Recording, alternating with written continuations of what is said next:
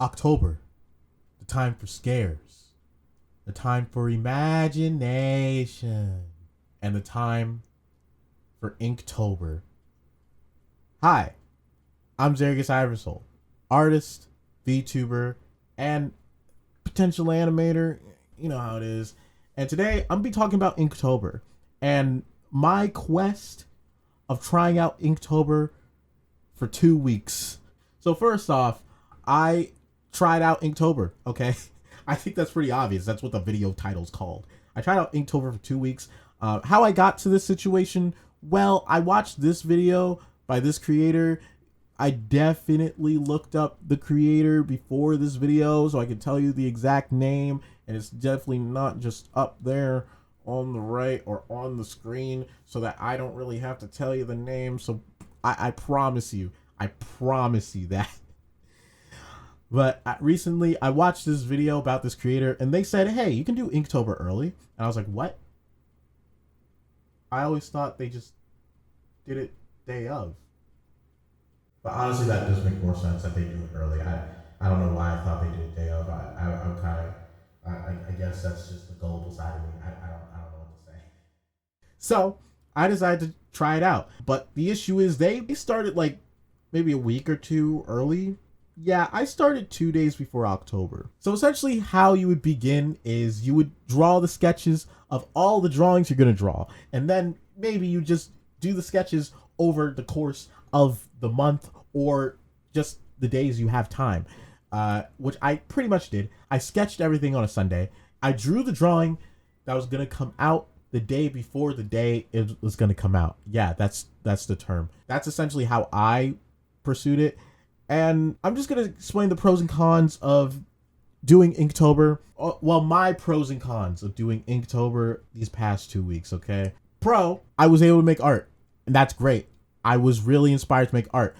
For this Inktober, I actually decided to do Indietober, which is essentially just a bunch of indie animations. I just wanted to do fan art of indie animations because I love indie animations. I love animation. I literally say potential animator all the flipping time. I thought it was obvious I love animation. I really want to do an animation video so bad. Oh my gosh. Okay, I'm gonna stop right now. I'm going too quick. I'm sorry. I'm rapping right now. Anyway, I love indie animation, so I decided to do Indietober, where essentially I would just do a bunch of indie animations, indie fan art.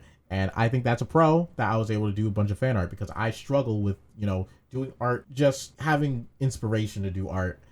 This really pushed me to find inspiration quickly and efficiently. And speaking of quickly, this also pushed me to draw quicker because it's no stranger that I draw pretty slowly, okay? For Inktober, I was actually able to draw a full piece, minus a sketch within 4 hours. And that's actually quick for me. That's actually really quick for me. Like usually within 4 hours, of course I would have more time for some things, but usually within 4 hours, I would get full drawing done. Or 4 to 6 hours, I would say 4 to 6 hours. As a slow artist, that's pretty cool to see. Are there a lot of errors? Yes. However, I still had fun making them and I still was able to try out new things. Because usually when I make a new piece, I try out something new, whether it be a style or a way things are done. I try it out. And yeah, hopefully you can see that within all the artworks that are produced. Another thing, speaking of seeing the artwork that's produced, I learned a lot about Twitter. Okay, now I know Twitter's bad, and I do agree, but I was able to learn more about Twitter analytics, and for a content creator, that does kind of matter. I was able to learn what times worked for me when it comes to posting on Twitter. For me personally, I found that 12 p.m. right now is a decent time. 12 p.m. to 2 p.m. is like the best time for me to post artworks. So if you guys want to post artworks, maybe that time, I don't know. There's probably a better time. I just don't know. But from my knowledge, usually people don't see your stuff until like 12 hours later because my For You page, literally everything is 12 hours later. Why? I don't know. Ask Elon Musk. I don't think he likes me anyway, so it doesn't really matter. Another pro I would say is I was able to stream some of it. So yeah, if you guys don't know, I stream on Twitch sometimes, and I may be potentially streaming on YouTube. You can tell me if you want to see that. I stream on Twitch sometimes at twitch.tv/Zaergis. So if you guys want to see me, or anything you want to say hi, bye, or just tell me lies, just come on down to twitch.tv/Zaergis. That's my advertisement. Let's get back to the video. I was also able to learn some faults that I have when it comes to drawing. For example, I think my lines, I need to work on like line smoothness, the smoothness of my lines, the like just structurally, like maybe learn some more about anatomy. I definitely struggle with almost everything on the board, or at least from my point of view, I struggle from everything on the board. But hey, artist, like you're your best critic.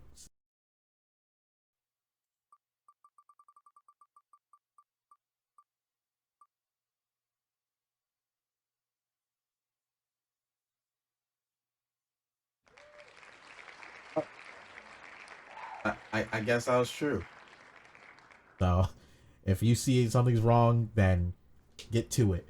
Those are pretty much all the pros I found when it came to working on this for 2 weeks. Some of the cons, I would say, is which I said was also a pro, which is I only had a day to do everything. Having a day to do everything kind of ruined a lot for me because usually I would spend time, make things better, make things smoother. But here I had to learn how to compromise, which I guess is kind of a pro. But I had to learn how to compromise. And that's annoying for me when it comes to art because I love quality, which says a lot based on how I choose to do a new video every 2 weeks to a month. I love quality over quantity. If it's not gonna look as good, it kind of annoys me here and there. But hey, what you gonna do? And I would say another con is just honestly the burnout. I have to say this, I got burnt out on just drawing this stuff for Twitter. Like the art burnout is real. I didn't know it until just now. I mean, I understand video burnout, but art burnout is something completely new to me. Like when it comes to like posting on Twitter, because you're drawing things you don't necessarily want to draw, right? And that can be annoying. However, if you're thinking about numbers, think about analytics, you want to do that kind of drawings. You want to do those drawings. Not saying that I didn't like everything I drew I didn't enjoy, because I did enjoy drawing everything I did. It's just that having like that idea in the back of my mind really ruined it for me, because at some point as I got addicted to Twitter again, I I just suddenly just was thinking, hey, how maybe I can do it this way or that way, when I just I used to just have fun with drawing. I just drew and I just showed it on Twitter, and I think that's what I want to keep doing, honestly, like my YouTube video where I just make what I want to make and not worry about the rest.